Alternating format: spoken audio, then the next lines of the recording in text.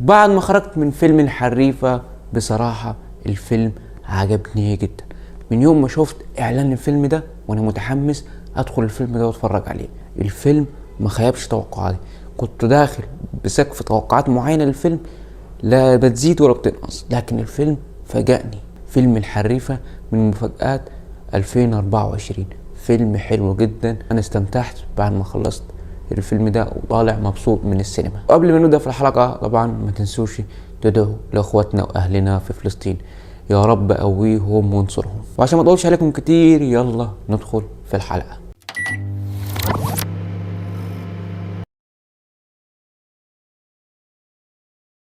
فيلم الحريفة اخراج رؤوف السيد وتأليف اياد صالح، وبطولة الفنان الشاب نور النبوي، ومعاه مجموعة من الشباب على رأسهم احمد غزي وكزبرة وسليم الترك وخالد الذهبي والفنانة الشابة نور ايهاب والطفلة ريما مصطفى. بعد ما خرجت من الفيلم بصراحة الفيلم عجبني جدا، الفيلم حلو. طالع من الفيلم ده طالع مبسوط جدا. اول مرة يعني اشوف اعلان للفيلم حلو كده. يعني احنا ساعات بنعمل ممكن الفيلم يكون حلو لكن مش بنعرف نعمل الاعلان. الاعلان بيكون وحش ومش مبين قيمة الفيلم، لكن الاعلان ده كان مبين قيمة الفيلم.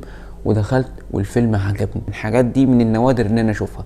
الفيلم على المستوى الاخراجي المخرج رؤوف السيد عامل تصوير في الفيلم ده حلو جدا. تصوير الماتشات في الفيلم ده اكتر من رائع. اول مرة اشوف تصوير للماتشات في فيلم مصري كده بالحلاوة دي. في تكنيك جديد في التصوير بتاع الماتشات، وفي كادرات حلوة وجديدة اول مرة اشوفها في السينما المصرية. فيلم الحريفة افضل فيلم بيتكلم عن كورة اتعمل في مصر بصراحة، يعني بدون شك اللي هيدخل الفيلم ده هيكون واثق من الحتة دي. فيلم حلو جدا على مستوى تصوير الماتشات، كان اكتر من رائع. توظيف الاغاني في الفيلم ده كان اكتر من رائع. يعني مثلا في مشاهد كتير بتبقى فيها شوية اغاني بس متوظفة صح. وموسيقى الويلي كانت عاملة شغل حلو جدا في الفيلم، وكانت مدية قيمة للفيلم. موسيقى كانت حلوة جدا من الويلي. والفيلم على المستوى التمثيلي بصراحة كان كل الممثلين قاموا بدورهم على اكمل وجه. بداية من الفنان نور النبوي كان اكتر من رائع في دور ماجد اللي هو من عيلة غنية، وفجأة الظروف بتتحول، تحصل مشكلة مع والده في الشركة بتاعته ان بيبقى في عليهم الديون، فبيقرر يسيب مدرسته الانترناشونال وبيروح مدرسة حكومية. من خلالها بيتعرف على مجموعة من الشباب، كزبرة واحمد غزي والناس دي بيتعرف عليهم. بتتكون صداقتهم من خلال الكورة، ان هو بيعرف يلعب كورة كويس، فمن خلال ماتشات الكورة بيتعرف عليهم وبيكونوا صداقة. وبتشوف احداث الفيلم والماتشات اللي لعبوها والتحديات اللي كانت بتواجههم. الفيلم احلى حاجة فيه ان هو شبابي، دي ايجابية خطيرة للفيلم. الفيلم كله شباب. مؤلف اياد صالح، المخرج رؤوف السيد، كل ابطال الفيلم شباب، وبصراحة دي مفاجأة جدا. والفيلم على مستوى شباك التذاكر اللي هو للتاريخ بالنسبة لي، ده للتاريخ. يعني من النوادر جدا ان انت بتشوف شوية شباب لسه طالعين بيعملوا الرقم ده.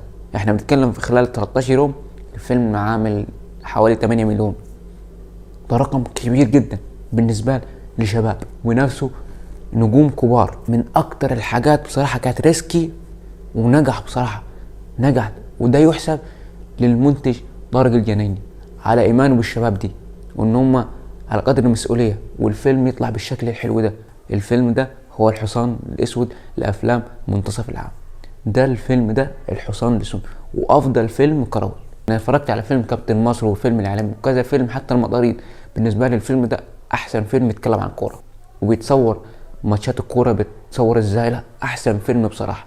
يعني فيلم العالمي كان دراميا شوية، لا وفيلم كابتن مصر حتى ما بيتكلمش عن الكورة بشكل كبير، لا كان الفيلم ده هتستمتع بيه. لو انت بتحب الكورة فيلم الحريفة انصحك ان انت تدخله. وعلى مستوى الكتابة المؤلف اياد صالح، على مستوى سيناريوهات الماتش كان بتدار ازاي، ماتشات الكورة كانت في الفيلم ده والسيناريو اللي بيحصل اكتر من رائع. في كليشيهات كتير لكن بالنسبة لي كنت مبسوط جدا، ما اتضايقتش. لا الفيلم كان كل العناصر بتاعته بصريا وكتمثيل كل ممثل قام بدوره على اكمل وجه. نور النبوي كان اكتر من رائع، وكان اول بطولة ليه مطلقة دي، يعني كانت اكتر من رائعة. وكزبرة بصراحة كان من بنات الفيلم. كزبرة فاجأني جدا. الناس كانت متخوفة ان احنا ندخل الفيلم لكزبرة وكزبرة بيمثل والكلام ده. كزبرة كان من عناصر الكوميديا كانت جايه من خلاله. يعني كل الكوميديا كانت جايه من كزبره.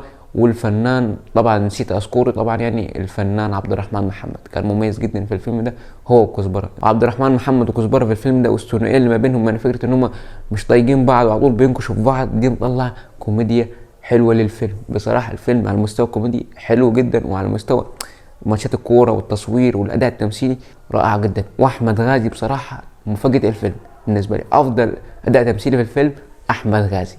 الراجل ده خطير بصراحه، فاق كل التوقعات وفاجأني بتمثيله يعني. والفنانه نور ايهاب حتى حسيتها متوظفه صح في الفيلم. فكره بنت الجميله، البنت الغنيه اللي بتحب طبعا ماجد اللي هو نور النبوي، كانت متوظفه صح. والطفله ريم مصطفى بصراحه عجبتني جدا في الفيلم، بصراحه كانت من بنات الفيلم كده بنت لذيذه جدا وحلوه بصراحه. وكان يعني المشاهد اللي ما بينها وبين ماجد او نور النبوي كانت حلوه جدا بصراحه وكانت لطيفه. واكتر حاجه عجبتني في الفيلم ده انه هو فيلم شبابي، دي اكتر ايجابيه بالنسبه لي، عجباني جدا وطالع متكيف مني. فيلم للشباب، على طول بنتكلم ادوا فرصه للشباب، ادوا فرصه للشباب. الشباب هي القادمه، هي المستقبل. فان انت تحط لهم فيلم وتصرف عليه ويطلع بالشكل ده، يعني المخرج رؤوف السيد مخرج شاب وكل الكاست بصراحه شباب. فكره ان انت العناصر دي كلها وان هي تنجح تعمل رقم في شباك تذاكر، شابوه جدا. فيلم كانش متوقع النجاح ده كله، بيفاجئ الناس بالجمال. الفيلم حلو جدا بصراحه، انا مستمتع بيه جدا. نسيت طبعا اذكر احمد حسام ميدو اللي هو موجود في الفيلم، وتوظيفه في الفيلم ده عجبني جدا. دور ميدو بصراحه كان بيمثل حلو، ميدو متوظف في الفيلم ده صح. المخرج رؤوف السيد بصراحه عرف يطلع حاجه من احمد حسام ميدو. فكره دور المدرس محمد شلش ودور مدرس المدرسه اللي بيمسك الفرقه وبيدربهم، لا كان عامل دور حلو جدا. وحته ميدو يعني حته الكوره، فهي حته متوظفه صح. وميدو كان عامل اداء حلو جدا، مش مؤفر ولا اي حاجه، لا احمد حسام ميدو بصراحه كان بيمثل كويس جدا في الفيلم ده. والحاجه السلبيه اللي ما عجبتنيش في الفيلم ده بصراحه، يعني فكره كانت في شويه كليشيهات. كان الجمهور بيحب مثلا الحاجات اللي هي الهابي اند، يعني النهايات السعيده. يعني فكره ان انت بتشوف شويه كليشيهات انت عارف هيحصل ايه. فبالنسبه لي يعني بعد ما رجعتها كده ودورتها في دماغي، حسيت ان لا الفيلم كان المفروض يمشي كده عشان يبقى الفيلم ناجح بالشكل ده. كان المفروض يعني كليشيهات معروفه، بس الفيلم بصراحه انت هتنبسط بيه، مش هتتضايق، لا هتنبسط وهتخرج خروجه حلوه جدا. والفيلم يستحق الصراحه ان انت تتفرج عليه. الفيلم على مستوى شباك التذاكر لحد الان انا بقول لك 13 يوم يعني عامل 8 مليون كرقم، بصراحه رقم حلو جدا. ما شفتش افلام فيها بطوله شبابيه بتعمل الرقم ده من الفتره الاخيره، يعني ما شفتش فيلم كان بطولته شباب عامل الرقم ده. يعني لا بالنسبه لي ده كريدت جدا يرجع للمنتج طارق الجنيني على ايمانه والشباب ده انهم هيعملوا حاجه.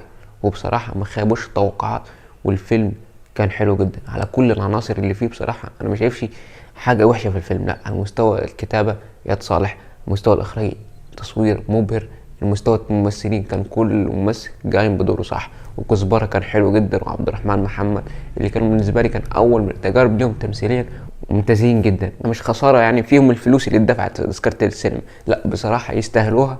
والفيلم عجبني جدا، والشباب بنقولها كتير ادوا فرصه للشباب. يعني فيلم زي كده بالنسبه لي ده بيخلي المنتجين تشوف حاجه هي ما كانتش شايفاها، الايمان بالشباب. اعملوا افلام حلوه جدا لنجوم كبار، بس الشباب دي حاجه بدون نقاش وبدون جدال لازم تتعمل. تجربه رائعه. فيلم الحريفه افضل فيلم كروي بالنسبه لي، افضل فيلم كروي. يعني ممكن الناس تختلف معايا، لكن انا بالنسبه لي الفيلم عجبني جدا وكان افضل فيلم يتكلم عن الكوره. واخيرا تقييمي لفيلم الحريفه هو 8.5/10. تجربه تستحق المشاهده. فيلم الحريفه واحد من اكتر الافلام حلوه في افلام منتصف العام، واخر فتره يعني افلام شبابيه كانتش بتنجح كتير، لكن الفيلم ده صراحه حلو جدا ويستحق المشاهده. وبس ده اللي اقدر اقول لكم عن الفيلم الحريفه. طبعا ما تنسوش تعملوا لايك وسبسكرايب للقناه عشان ده بيدعمني كتير جدا، واللايك ده مهم جدا ان الفيديو ينتشر. فما تنسوش تعملوا الحاجتين دول وتفعلوا زر التنبيهات عشان يوصلكم كل الحلقات الجديده.